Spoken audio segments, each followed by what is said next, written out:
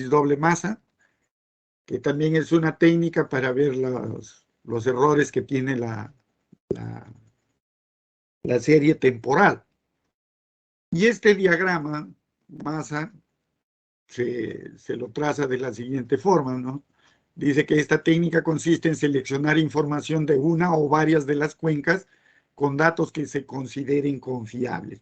Es decir, nosotros sabemos que nuestra cuenca de estudio, donde estamos desarrollando el trabajo, carece de algunos datos. La serie temporal de repente es corta y dentro de esa serie hay unos datos inconsistentes, es decir, pueden faltar también datos, un montón de cosas. Entonces, nosotros debemos, para desarrollar nuestro trabajo, debemos alargar esa serie y completar los datos que nos faltan. Entonces, una de las técnicas es este diagrama masa.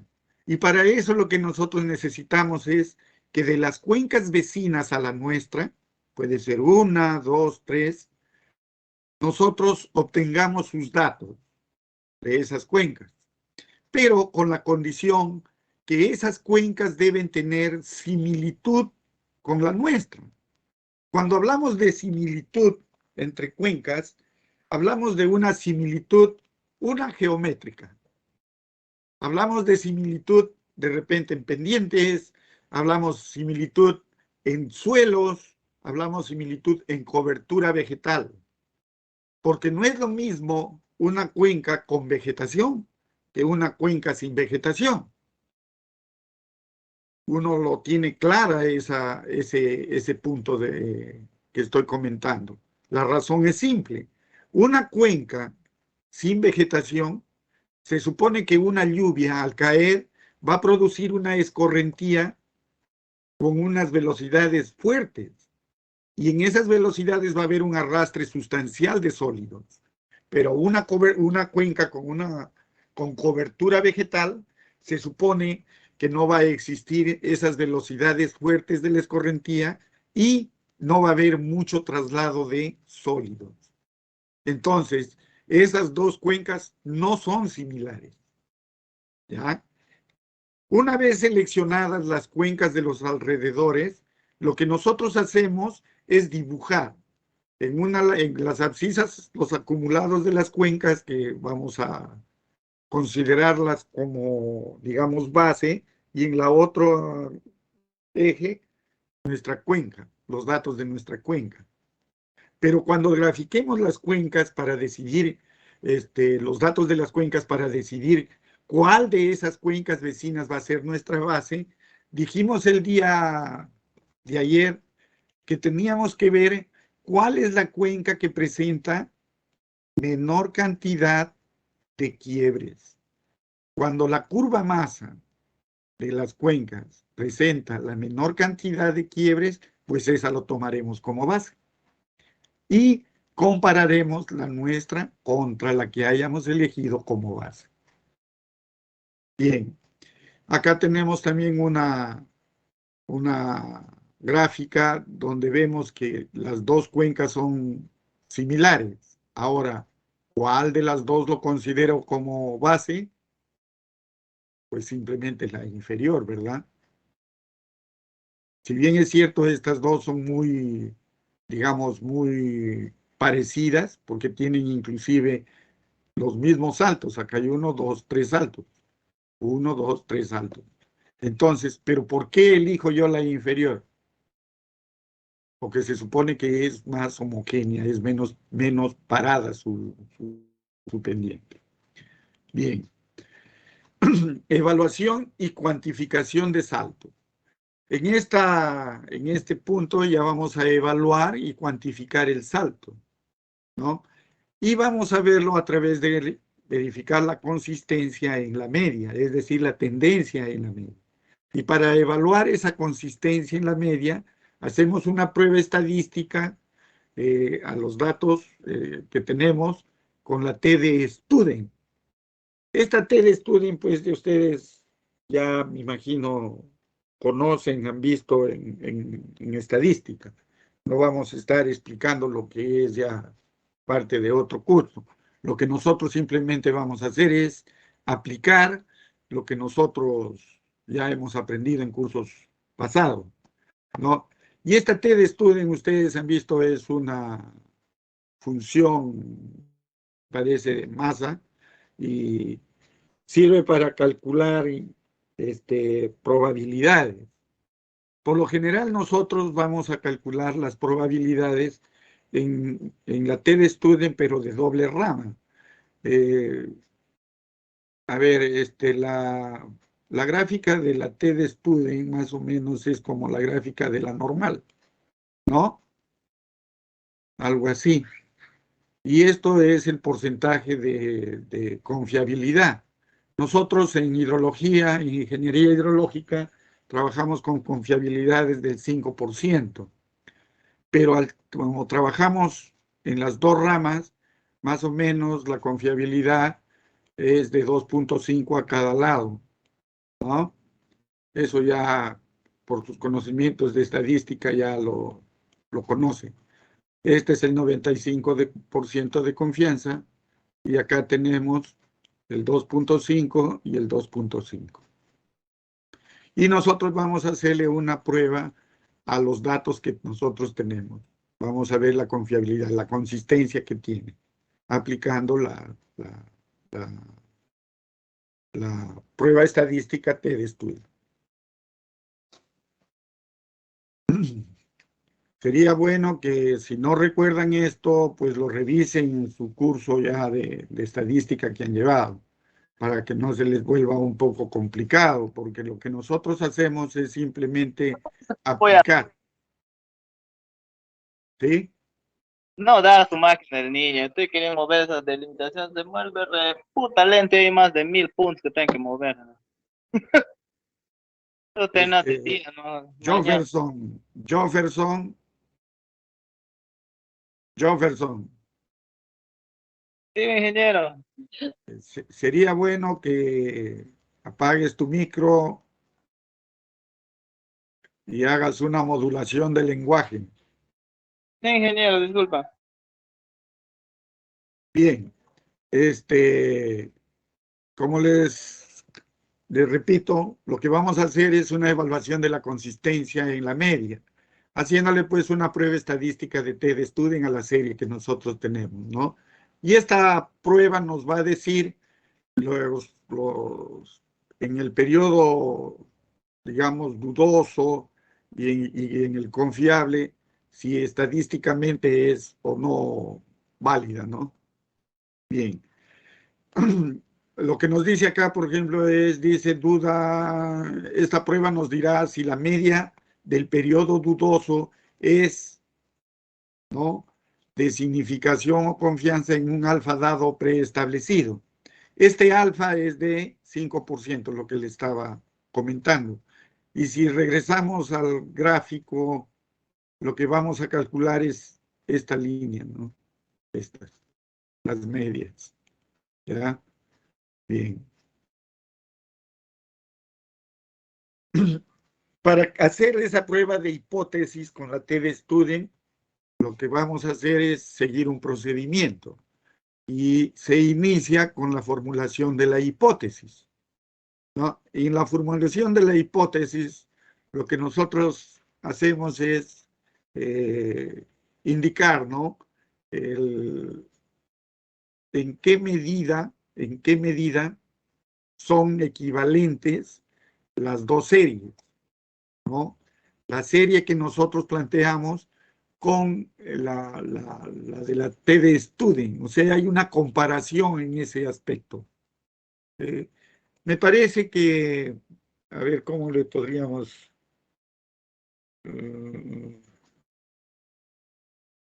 bueno, en el ejemplo creo que se podría ver un poco más claro esta situación. Bueno, continuamos.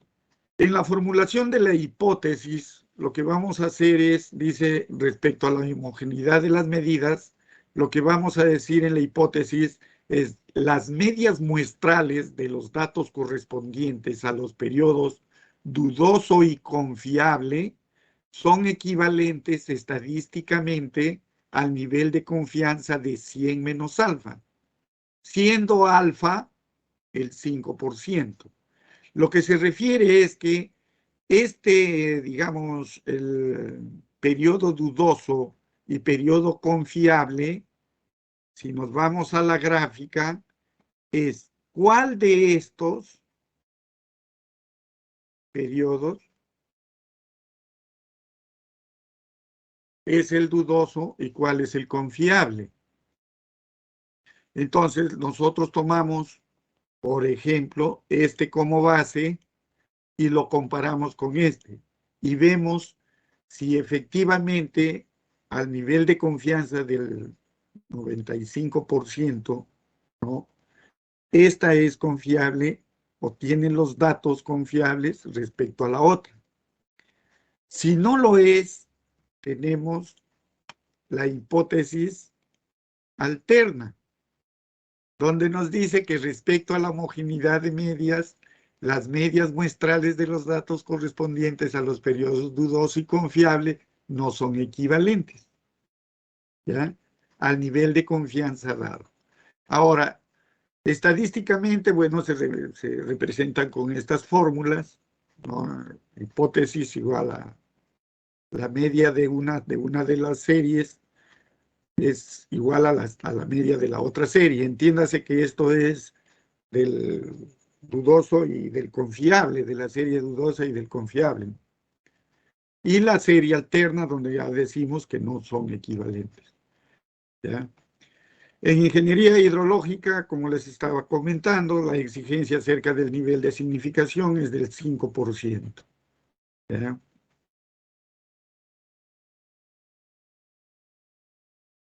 Bien. Luego lo que hacemos es determinar el T tabular, ¿no? Con los grados de libertad para los periodos analizados. Los grados de libertad son el número de datos que existe en nuestra serie. Por ejemplo, si hablamos de una serie de un año, digamos, ¿no? Y con datos mensuales, pues esa serie, los grados de libertad que tengan serán los 12 meses, no los 12 datos que existen. Pero si, digamos, la otra serie en un año tuviera 8 datos, pues esa serie tendría simplemente 8 grados de libertad. A eso se refiere con lo que son grados de libertad, ¿no? Donde N1 y N2 son los grados, número de datos de cada periodo. Y los grados de libertad totales se considera N más 1 más N más 2 menos 2. O sea, la suma de los datos de las dos series menos 2. Con el nivel de confianza de 95% y el número de grados de libertad se obtiene el valor de T, de tablas. Y este T de tablas se obtiene de lo que les estaba comentando, ¿no? De esa gráfica, de esa función de la T de estudio.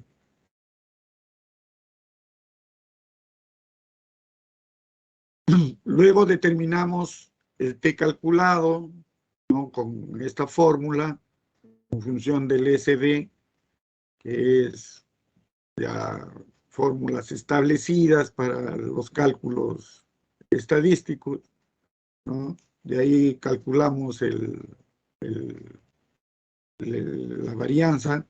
Entiéndase como varianza esto, que es la desviación estándar al cuadrado. Esta es la varianza de uno y esta es la varianza de la otra serie. El X1 es las medias. Simplemente son aplicaciones de fórmulas, ¿ya? Esto sí van a tener ustedes que repasarlo en su curso de estadística. Lo que yo les voy a presentar es un ejemplo. En esta parte del curso sería bueno que ustedes utilicen algún programa como el Excel, el QPRO, no lo sé, pero deberían utilizar esto, digamos, estructurar algunos cuadros para que ya vayan desarrollando algunos problemas que vamos a ir viendo y dejando. La mejor forma, como les he dicho, de estudiar es resolver un ejemplo para ver dónde está nuestro error y dónde estamos fallando. De igual forma, este tipo de cosas. Hay unos ejemplos que yo voy a presentar acá Si bien es cierto, son ejemplos de libros, yo los he podido procesar en Excel, que es lo más simple, corriente, y he podido obtener los resultados que sí están en los cuadros. ¿Ya? Eso lo voy a presentar en lo que es la práctica, ¿ya? Y ahí lo van a entender mucho mejor el procedimiento. Bueno, como la estadística siempre es un poco complicada, sus fórmulas, aparentemente muy enredado, pero cuando uno lo desarrolla ya es un poco más simple, ¿no? Acá están los criterios de aceptación o rechazo de la hipótesis. El primer caso dice la prueba T es no significativa. Cuando no es no significativa, significa que nosotros no corregimos nuestros datos de nuestra serie, pero cuando la prueba ya es significativa, significa que nosotros en el periodo dudoso ya debemos eliminar el salto y corregir nuestros datos, ¿no? Bien, lo que les comentaba, esta es la zona de aceptación o de rechazo de la prueba. Ahí tenemos lo que les comentaba, el 2.5, y ahí están los 5% donde nosotros trabajamos, ¿ya? Esto es con tendencia a la media. De ahí tenemos la consistencia en la varianza, que como les comentaba ayer, es la desviación estándar al cuadrado. Con los mismos criterios de la tendencia a la media, calculamos los valores en la varianza. Y con el mismo procedimiento formulamos nuestra hipótesis, ¿no? En el periodo dudoso y confiable son equivalentes estadísticamente al nivel de confianza que nosotros establecemos. Pero ese valor de confianza, por lo general, para nosotros va a ser siempre el 5%. Si no se especifica, siempre va a ser el 5%. Cuando nosotros diseñamos,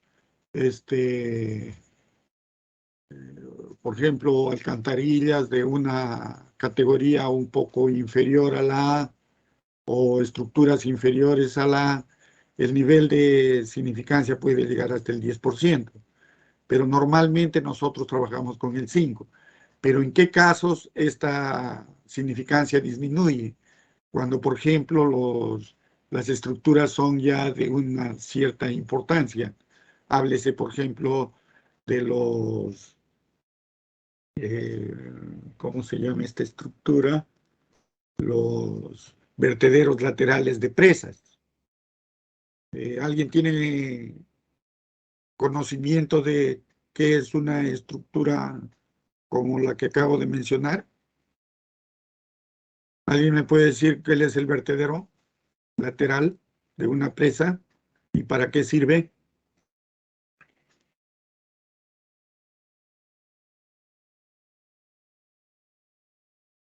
La señorita Chávez, creo.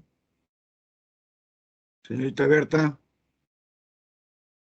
Ingeniero, no, no podría decir, no, no recuerdo. A ver. Este nivel de confianza lo que nos da es la precisión que nosotros tenemos con nuestros datos, ¿no? Si son válidos, buenos, para poder calcular los valores de caudales, todo ese tipo de cosas. Yo tengo una represa. Esta es una represa. Y en este lado hay una pared empotrada en los cerros, y todo esto es agua. Y por acá está saliendo el río ya controlado, ¿no? Por acá llega el agua, se represa y va saliendo. Cuando nosotros calculamos esta represa, el vaso, lo que en realidad nosotros tenemos es el río y una pared acá, ¿no? Más o menos así. Una pared empotrada en el terreno. esta es una represa, ¿no? Por lo general, pues, estas paredes cuando son de tierra llegan a los 60, 70 metros. Cuando es de concreto, sí ya llegan a mucho más, 200, 150 metros de altura. Eso significa que toda esta zona es agua, un gran tirante de agua. Entonces ahí calculan lo que va abajo, que son los sedimentos, ¿no? Y acá es agua. Estas, digamos, esta forma de calcular, de ver si nuestros datos son precisos, tiene una gran significación acá. ¿En qué sentido? Si yo tengo una serie de datos de precipitación, ¿no? Digamos, de lluvia, tengo que saber si esos datos que yo tengo de esa serie temporal son confiables o no para poder calcular el caudal que ingresa al vaso, ¿no? Y con ese caudal voy calculando las alturas a la que llega mi presa. Pero ¿qué pasa cuando la presa en una lluvia llega a una avenida y el agua llega de esta forma, ¿no? Llega media levantada, ¿no? Y llega al vaso y se estabiliza. Pero esta agua llega hasta cierto nivel en el que puede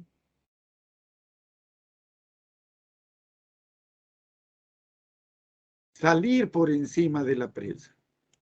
Y si sale por encima de la presa y esto es tierra, lo puede deteriorar. Entonces, para evitar ese tipo de cosas, lo que se diseña es un vertedero lateral en la pared. Un vertedero lateral. Y ese vertedero lateral va a permitir de que se elimine el agua en exceso para que no suba más de la altura establecida.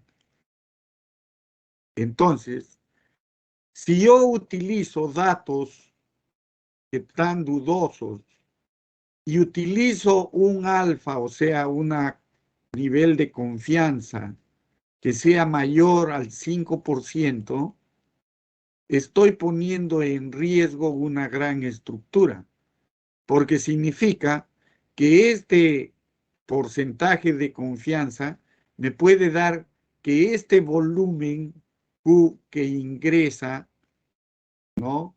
Y lleva un Q chiquito que hace que supere el muro, significa que este Q chiquito debo eliminarlo por el vertedero. Pero ¿cómo yo sé que este Q chiquito se va a eliminar por acá?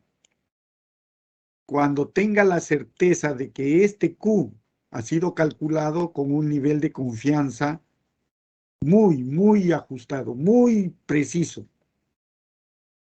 Por eso a este tipo de estructuras a veces se utiliza el 3%, el 2.5% para calcular este tipo de precipitaciones que afectan a este tipo de estructuras. Entonces, esto tiene mucha, digamos, influencia en la seguridad, en la supervivencia y en el funcionamiento de las estructuras. ¿Ya? Bien. ¿Alguna pregunta hasta el momento?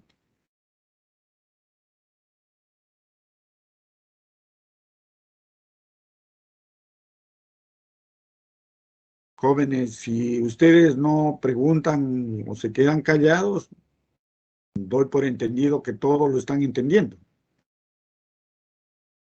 ¿Sí? Bien, continuemos entonces. Ingeniero, tengo una consulta. Sí, Esos aliviaderos o vertederos que dice, Pueden estar ubicados solamente en la parte del límite o en la parte inferior también de la represa, a los laterales. A ver, no entiendo muy bien tu pregunta. Yo O tengo acá sea, cuando la llega, presa. sí, sí, ¿Lo ves el dibujo? sí, sí, ingeniero. Acá está la presa, acá está la pantalla. ¿En dónde me dices los vertederos? Yo le entendí que los vertederos van al límite, donde llega a su máximo caudal, ¿no? De la Claro, represa, a la sí, altura. sí, Esos vertederos pueden estar ubicados en la parte inferior en la de los pantalla. laterales. Ajá. O sea, si esta es la pantalla de la estructura, Ajá. estar ubicado acá, Sí, pero en los laterales, o aquí, como un desvío. aquí. Sería, ajá, en los No. laterales. ¿Por qué razón? Porque yo necesito que el agua que llegue se desvíe por acá, por gravedad, salga por acá, por la ventana. En realidad es una ventana, porque la ventanita el fondo de la ventana, va a ser el nivel máximo del agua que está llegando. Más arriba de esa no va a llegar, porque tiene que salir por ahí. ¿Me entiende? Ahora, eh, un vertedero lateral, su cálculo, que lo vamos a ver de repente, bueno, ustedes ya seguramente lo han visto en mecánica de fluidos, esta parte de vertederos se lo ve en el último capítulo de mecánica de fluidos 2, ¿no? Lo que son vertederos, lo que son colchones de amortiguamiento, lo que son esquís. Pero esto cumple una función más o menos de seguridad de la presa, ¿no? Y el cálculo es muy, digamos, tiene que ser un cálculo muy preciso. Digamos, si yo tengo este nivel de agua, yo no debo sobrepasar ese nivel de agua. Pero en una avenida, o sea, cuando el agua viene de una lluvia, esto viene con un tirante mayor al del nivel máximo de agua. Entonces, ese golpe de agua yo debo botarlo por la ventanita. Por eso no puede ir al fondo. Tiene que ser al nivel máximo del agua. Ahora, esto de acá yo ya lo desvío, lo entrego nuevamente al río, pero ya con otras estructuras, ¿no? Que puede ser una rápida, puede ser un salto de esquí, hay un montón de estructuras para descargar esa agua. Pero el diseño mismo de la ventana se hace con los caudales que yo lo calculo con cierto nivel de confianza, ¿no? Y tiene que ser muy, muy preciso, porque si digamos, yo lo calculo para 20 metros cúbicos por segundo, y como yo lo hice con un nivel de confianza del 15%, ya no llega ese volumen, sino llega a 10 más. Eso significaría que esa ventana no va a poder descargarlo. Y al no poder descargarlo, puede el agua sobrepasar encima de la presa y empezar a causar deterioro. Más si la presa es de tierra, ¿no? Bueno, en el concreto de repente habrá unos daños, pero si la presa es de tierra, puede ya haber una socavación, puede haber tubificación y todo eso y puede romperse la presa, ¿no? Entonces son cosas que uno tiene que tenerlo muy, muy, muy precisas, muy en cuenta. ¿Ya? Bien.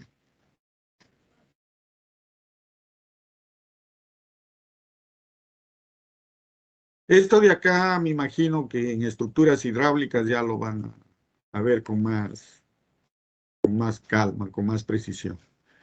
Bueno, siguiendo el mismo procedimiento que con la media, se calcula lo que es la consistencia en la varianza. Igual, formulamos nuestra hipótesis con el nivel de confianza que ya está establecida y nuevamente lo hacemos, pero ya no con digamos, con la T de Student, sino lo hacemos con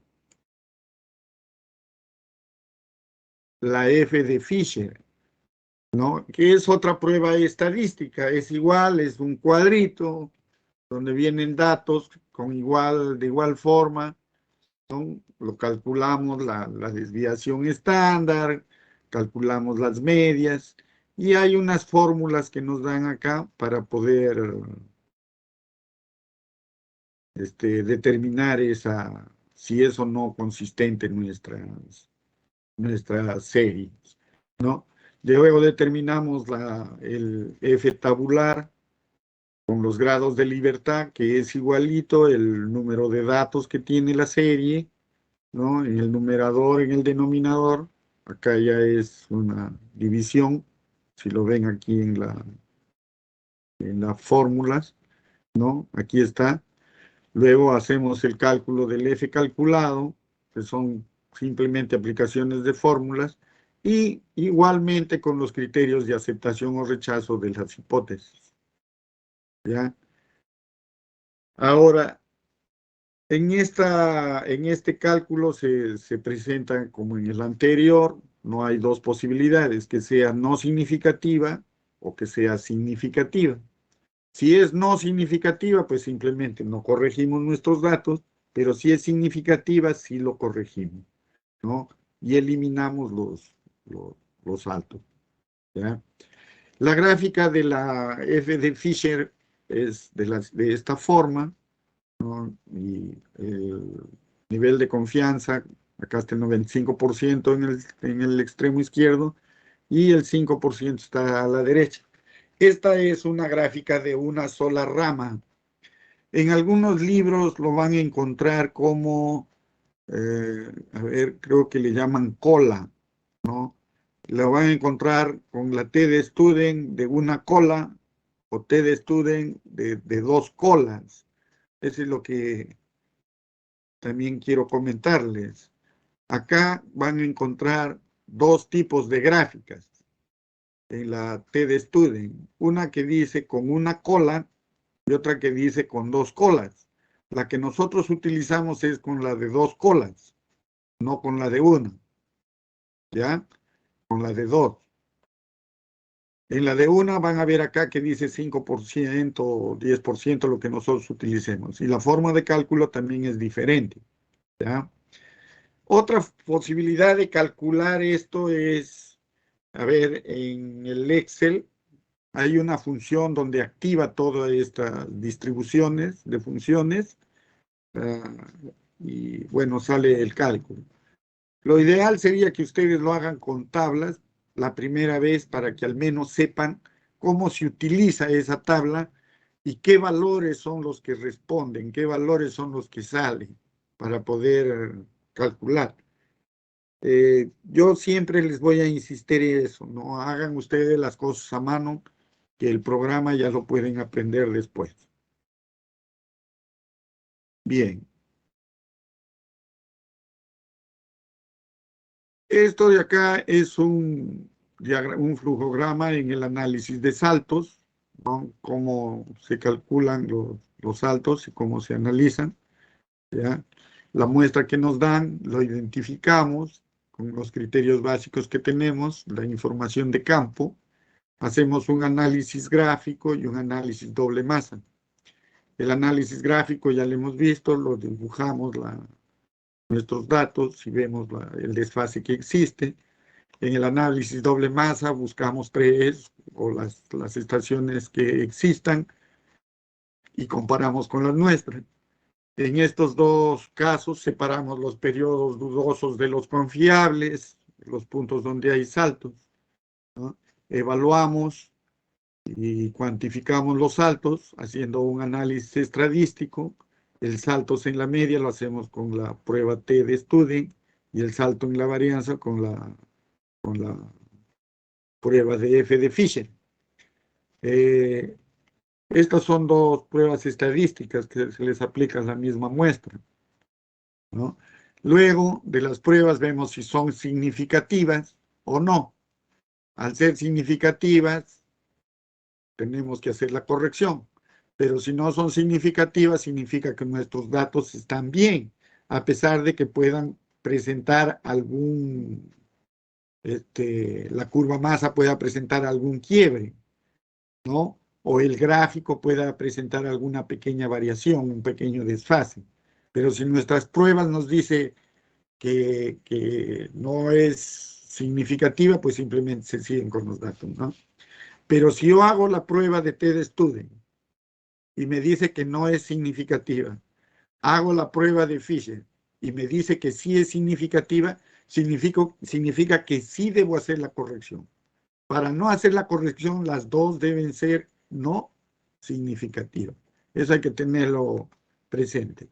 Y por los cálculos, no se preocupen que eso es ya secuencial, ¿ya? Lo que hay que entender es simplemente lo que tenemos que hacer. Y lo que tenemos que hacer es este flujograma. Ver, hago el análisis gráfico y el análisis doble masa, ¿no? Separo los periodos del dudoso del confiable, veo dónde están los saltos y comienzo a hacer los análisis. Le apliego la TED-Student y la de Fisher y listo. Veo si eso no es significativo y listo. Y veo que mi información sea consistente. Bien. Para ejecutar la eliminación de saltos, ahorita ya identificamos el salto. Ya sabemos que ahí hay un salto. Ahora lo que tenemos que hacer es la eliminación. Ya lo cuantificamos, ya lo identificamos. Ahora lo que tenemos que hacer es la eliminación de ese salto, ¿no? Dice, si las pruebas T y F resultaron no significativas al 95% de confianza, la muestra es consistente y no se corrige la información. Lo que les estaba comentando. Aun cuando en el análisis de doble masa se observen pequeños quiebres, lo que indica es que esos quiebres no son importantes. Pero si T y o F resultaron significativas o altamente significativas, la muestra es inconsistente y debe corregirse. Hay que entender bien este término. El IO, ¿no? El IO lo que me está diciendo es o uno o lo otro, o ambos, ¿ya? Eso hay que entenderlo. Es decir, si una falla, necesariamente tengo que corregir. Para no corregir mis datos, las dos tienen que ser no significativas, ¿ya? Bueno, se corrige la información y la metodología que se sigue es la que está descrita a continuación. Si el periodo 1 dice es dudoso y el periodo 2 es confiable, ¿no? El XY, que es los datos a corregir, y el XY final acá, el XY' ya es el dato corregido. Entonces, lo que se hace es aplicar simplemente estas fórmulas, donde S es la varianza. Ustedes ya saben cuál es la varianza, ¿no es cierto? La desviación estándar. Y X rayita es la media.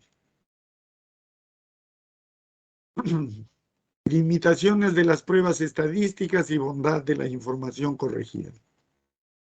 Dice que son aplicables solo la T y F, las pruebas T y F solo son aplicables a muestras con distribución normal. Pero las series temporales hidrológicas no tienen distribución normal. Eso ya lo vamos a ver cuando veamos también, apliquemos las funciones de Gamble, las funciones de Pearson 3, ¿no? Las series hidrológicas de precipitación, caudales, no se ajustan a una normal. Pero, bueno, tienen una tendencia a eso, tienen una tendencia a la T y a la F de Fisher y la de TED-Student. Por eso se los aplica. Pero básicamente no se ajustan a una distribución normal. Bien, Las distribuciones T y F solo son aplicables, dice, creo que esta diapositiva ya la hemos visto, ¿no? En la aplicación de análisis de saltos, dice, se debe analizar la consistencia de la información de las descargas medias mensuales registradas en la estación hidrométrica. Esto ya es el ejemplo que yo les estoy presentando. A ver, ¿cuántos de ustedes recuerda estadística?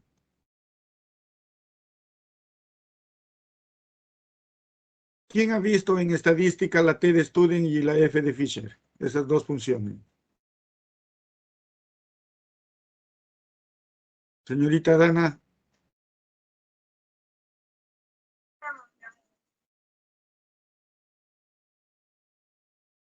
Pero tienen conocimiento de cómo es el tratamiento de la información, ¿verdad?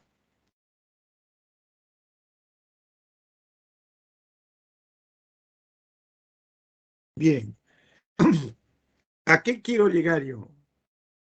No es cosa del otro mundo, no revisen, digamos, si se van a la estadística como estadística, se van a confundir un poco. Lo que vamos a hacer es simplemente apliquen y revisen lo que está aquí. Utilicen las formulitas que están aquí, como está.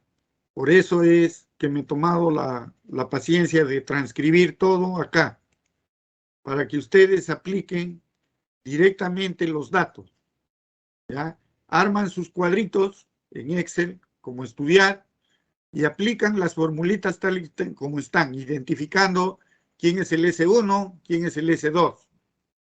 En el problemita se ve, en el problema, cuál es el S1, cuál es el S2, ¿ya? Entonces, y aplican esto. Pero si ustedes quieren estudiarlo a la T de Student y a la Fisher como función, les digo que los va a confundir un poquito, a menos que, bueno, sepan algo más de estadística, un poco más de lo que se requiere acá, ¿ya? Entonces, esto es el ejemplo que les estoy poniendo en el análisis. Dice, se desea analizar la consistencia de la información de las descargas medias mensuales. Cuando hablamos de descargas, ya saben que estamos hablando de caudales. Y dice mensuales registradas en la estación hidrométrica A, correspondientes a un determinado río. Dicho registro tiene una longitud de 29 años. ¿Cuántos grados de libertad tiene? Ya sabemos, 29. Años de información incompleta, ahí está lo que les digo, del 53 al 81, y se presenta en el cuadro 3. Por esta información de campo y comparación de hidrogramas históricos, se seleccionan 4 estaciones índice, que guardan similitud con la estación en estudio. Ya nos dicen que han buscado 4 estaciones y que son similares a la que nosotros estamos estudiando. Los volúmenes promedios acumulados de estaciones se presentan en el cuadro 5, correspondientes a un periodo continuo de 8 años. ¿Ya? Este de acá es el cuadro 3, donde nos dicen que son el registro de descargas. Ahí está. ¿Lo ven? Estos son los datos que faltan. Esto, lo que yo les sugiero es, con este problema, llévenlo al Excel, descárguenlo todo esto, transcriban y comiencen a trabajarlo. Y ahí van a ver cómo es de simple la aplicación de la estadística. Si ustedes, como les repito, quieren verlo como estadística, va a ser un poco complicado esa situación. Y acá tenemos ya lo que son los volúmenes acumulados de las estaciones índice, o sea, de las 5 estaciones 4 estaciones que nos están diciendo. Tenemos el volumen parcial acumulado de nuestra estación para el periodo que nos están indicando. Y comenzamos en el segundo paso, ya aplicamos, dice, con el periodo acumulado de las estaciones índice y el acumulado de estación A, se construye la curva de doble masa mostrada en la figura siguiente, que esta es la curva masa. ingresan los datos y les va a dar esta curva, ¿no? En el periodo, en el tercer paso, en el periodo del 53-55, el comportamiento de la muestra es bueno, pero se observa un quiebre a partir del 55 y luego en el periodo del 57 al 59 con comportamiento similar, lo cual se deduce y dice que el periodo dudoso es el 56. Y acá lo tenemos, ¿ya? Esta es nuestra curva masa y acá están los años. Acá tenemos un quiebre, acá hay otro quiebre y ahí tenemos los periodos dudosos. Luego tenemos las características muestrales y las pruebas y los cálculos de las pruebas de consistencia.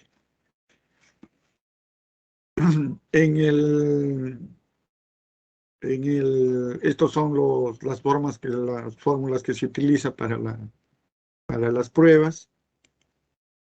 Tenemos los valores ya corregidos y, bueno, el final. Les voy a pasar un Excel de un problema que he estado resolviendo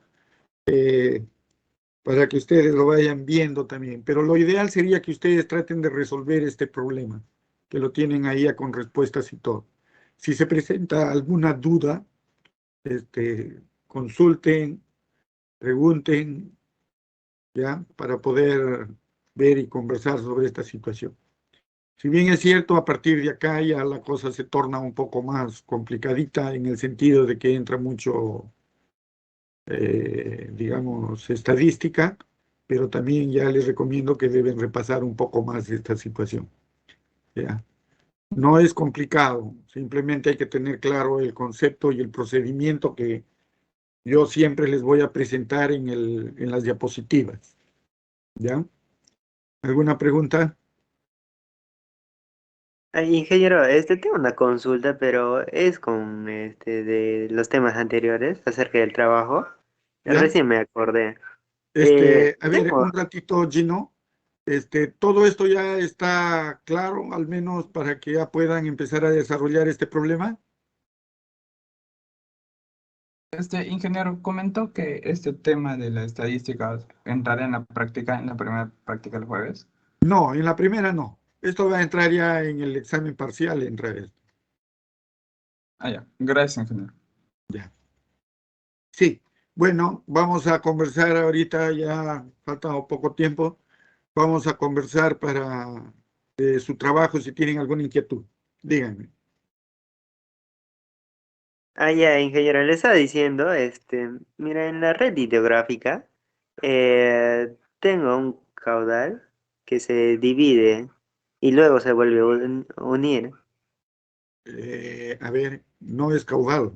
Tienes un Ah, río o un arroyo. ah, Creo que les ya, dije ya, que deben hablar con propiedad. Piensen antes de hablar. ya, tengo un río, ingeniero, y bueno, se divide, bueno, hasta tres he visto, en tres partes se divide y luego se vuelve a unir. Ya, mi pregunta es, en el tramo donde el río se divide y vuelve a unirse, ¿hay algún afluente que entra a alguno de los brazos? No, ninguno, ingeniero. Entonces considéralo como uno. Ya, La porque razón es simple, Gino. ¿Por qué te digo que lo consideres uno?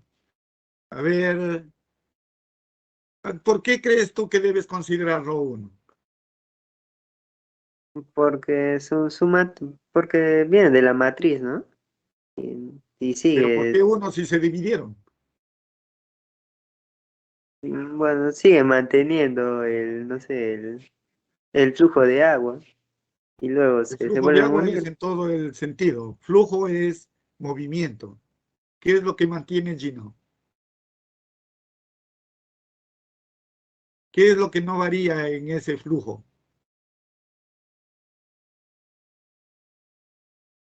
Ingeniero, no sé, se dividiría los caudales, ¿no? Y luego se vuelven a unir. A ver, Eso es lo Gino. que yo... Cuando yo te pregunto del flujo es para que tú me digas lo que acabas de decir. tienes que hablar con propiedad. Tenemos que hablar con propiedad. Lo que sucede es que el caudal que llega a la bifurcación, o sea, a la división de los brazos, es un caudal Q. Y al dividirse, yo puedo tomarlo como Q medios y Q medios. Y ese Q medios se junta a la salida y forman el Q. ¿Por qué razón lo puedo considerar como 1? Porque en el lapso de la división no existe aporte a ninguno de los brazos.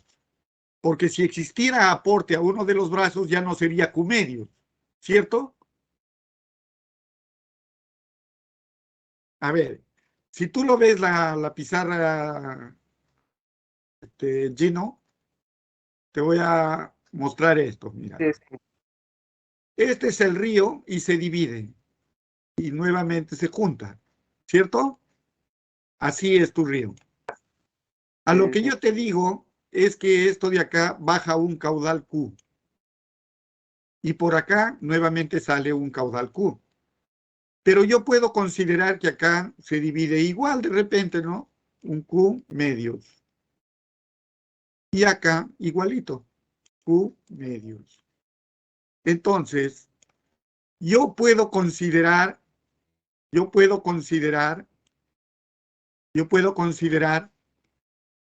que esto simplemente es un brazo, uno solo, no lo divido, es uno solo. ¿Por qué razón? Porque no existe ningún aporte, no hay ningún Q que entre por el lateral. Si entrara un Q3, ya sería diferente. Este sí ya debería considerarlo un río o alguna cosa ya, variaría, porque el caudal que va por acá ya es diferente al que se va por el otra rama.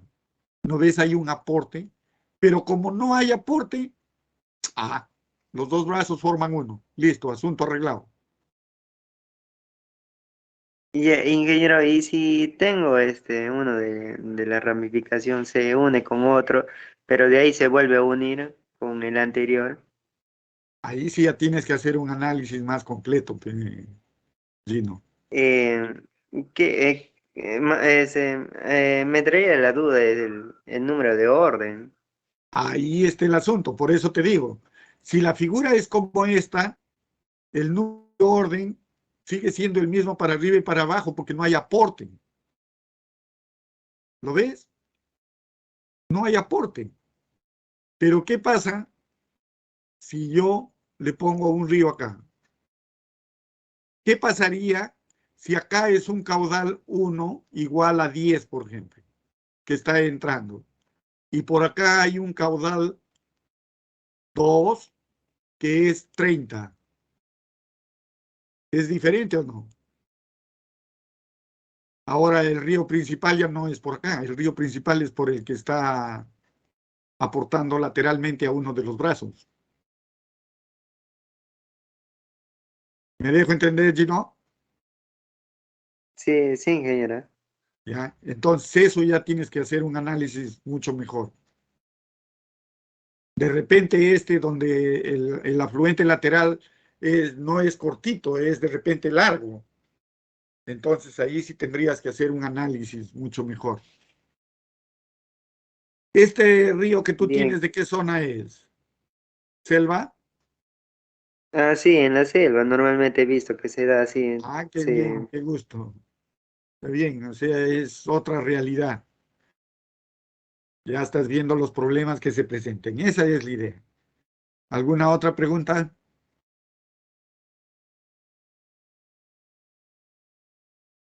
Jóvenes, ¿alguna pregunta más sobre su trabajo?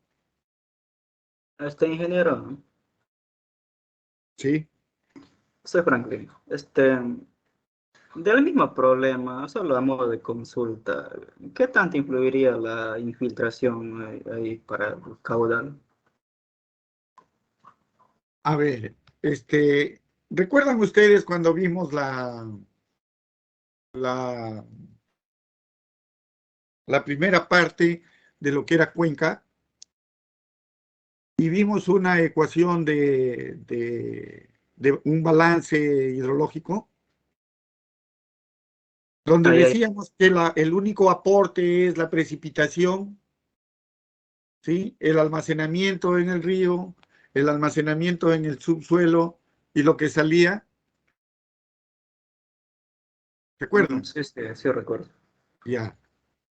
Esa infiltración que existe viene a la recarga digamos, de la napa freática, viene a recargar los acuíferos y no es pérdida. Si tú me preguntas qué influencia tiene la infiltración en el río, ese es algo ya muy, digamos, subjetivo en el sentido de que nosotros solo evaluamos lo que es la escorrentía y el flujo en el río, la escorrentía que llega y lo que el río está trasladando. Ahora, si ese río pasa se supone por terrenos impermeables o terrenos arenosos o terrenos muy permeables, eso ya lo analizarás tú en algún momento que se requiera, pero aquí no tendría ninguna influencia. Eso ya es otro, digamos, otro problemita, entre comillas, que se nos presentaría, pero no es influyente acá en nuestro análisis como río. Entiendo, entiendo. A ver, ¿te acuerdas cuando hablamos de cuencas y dijimos las endorreicas y las exorreicas? ¿Cómo se llamaba la cuenca que el agua se profundizaba y se vaporizaba? Endorreicas, me parece, ¿no? Eh, Axorreicas, creo. Entonces, ahí sí sería importante, porque todo el flujo del río se desaparece por evaporación e infiltración. Pero en este tipo de cuencas no sucede eso, ¿ya? Ahora, los parámetros de filtración, infiltración que se den, más que todo infiltración, ¿no? Porque filtración ya es otra cosa. Se estudia ya mucho en mecánica de suelos, lo que es flujo en medios porosos. Ya ese es otro tema donde vemos ya la permeabilidad del suelo, si el flujo es horizontal, si el flujo es vertical, y ahí ya determinamos si el coeficiente de permeabilidad horizontal es mayor al vertical y todo ese tipo de cositas, ¿no? Pero eso ya se estudia en mecánica de suelos, ya en lo que es flujo en medios porosos, ¿ya? Lo que acá estudiamos básicamente es el agua, ¿no? El flujo del agua en la parte superficial de la Tierra. Eh, ya en lo que es hidrogeología ya es otra cosa, ¿no? Lo que se estudia ya el agua subterránea. Pero eso ya es otro tema. ¿Alguna otra pregunta? A ver, jóvenes, sobre su trabajo, eh, aquí hay unas fechas por ejemplo, el grupo 4. ¿Quiénes son los del grupo 4? Presente, ingeniero. ¿Cómo va tu avance? Ingeniero, estoy delimitando.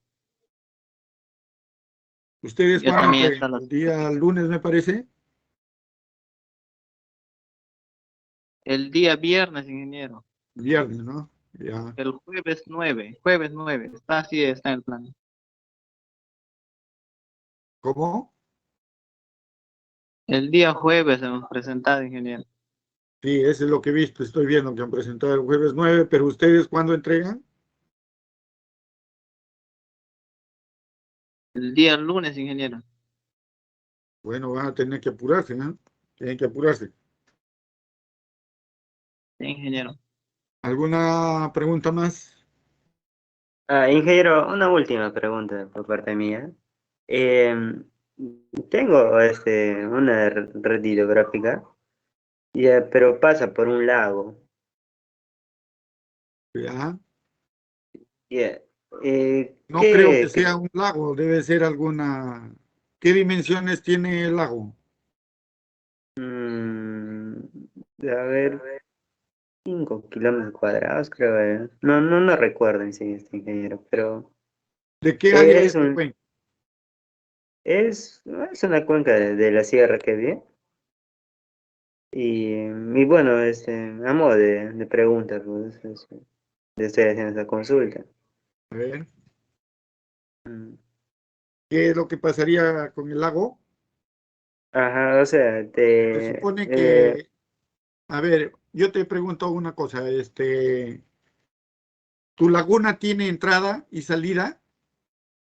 bueno, porque es laguna, claro, sí, cuando crece, tiene salida, ¿no?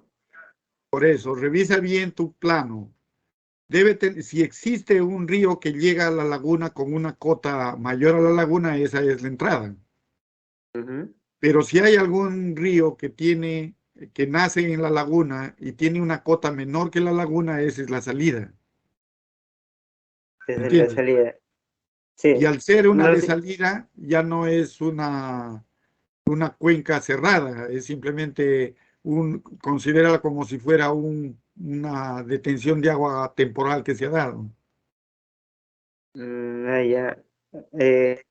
No es que verifique por imágenes satelitales, ingeniero. Y bueno, ahí aparece que hay o sea, le consideran una red hidrográfica, pero solamente cuando crece el caudal, Cuando aumenta el nivel del agua. ajá, aumenta el nivel del agua. Entonces es una red cerrada, pero si tiene una salida, significa que sí, sí fluye el agua. No es tan cerrada como digamos. Existe una salida, debe haber un cauce de salida. Y considéralo como una parte del río, no lo consideres como laguna.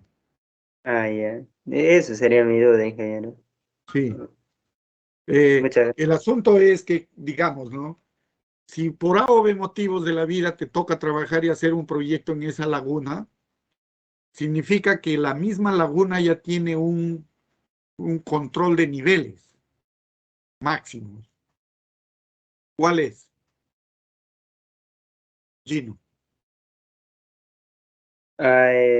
así como estabas hablando de la represa, o sea, Exactamente, exactamente, Gino. A eso quería que me respondas. La laguna es como la represa y lo que sale por el río cuando crece es el vertedero de demasías que se llama. Así funciona, para que la laguna no se deteriore. Así funciona. Igualito como te explicaba ahí del vertedero está funcionando esa laguna.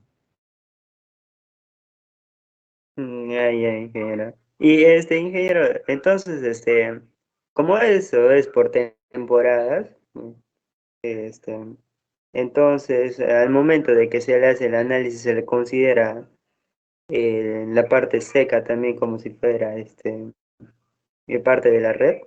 Claro, tienes que considerarlo porque si lees tú la definición de la red, dice este, redes con agua y redes con agua temporal, no las efímeras, o sea, las que se secan casi todo el año, no, sino las que cada cierto periodo también conducen agua, también se consideran en el cálculo. Ingeniero, otra pregunta. Por decir, cuando generan el desvío de una red para Riego. ajá, para riego, normalmente se ve en la costa, ¿no? He visto No esos proyectos. necesariamente, en la sierra es muy común desviar los ríos de un lado a otro por los distritos de riego, todo eso. O sea, el agua, ustedes que viven aquí en la selva, el agua en la sierra es un bien muy, muy preciado, porque así como allá, acá hay el plátano, el pescado, que es el pan de cada día, en la sierra no, en la sierra es el trigo, la harina, el maíz. Y esas plantaciones necesitan agua para crecer. Y por lo general, el agua en la sierra es muy escasa. Entonces, en los distritos de riego, el agua te dan por horas, ¿no?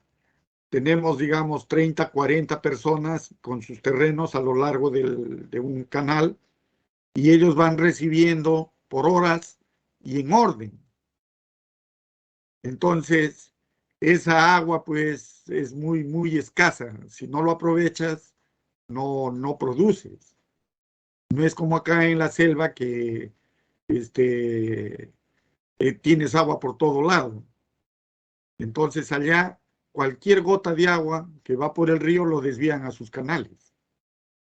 Por eso, un estudio de algún proyecto de riego en la sierra es un estudio que debe ser muy compatibilizado con la comunidad, con la sociedad. No puedes ir y decir, yo voy a desviar esto. Es muy, muy complicado. Proyectos mineros grandes, Tía María, la Newmont en Cerro Corona, todo eso en Cajamarca, Tía María en el sur, proyectos mineros grandes que afectan zonas de agua. Y esas zonas de agua que afectan es por contaminación y por desvío. Y han sido paralizadas a pesar de que son millonarios los proyectos. ¿Ya? Bien, jóvenes, ¿alguna pregunta más?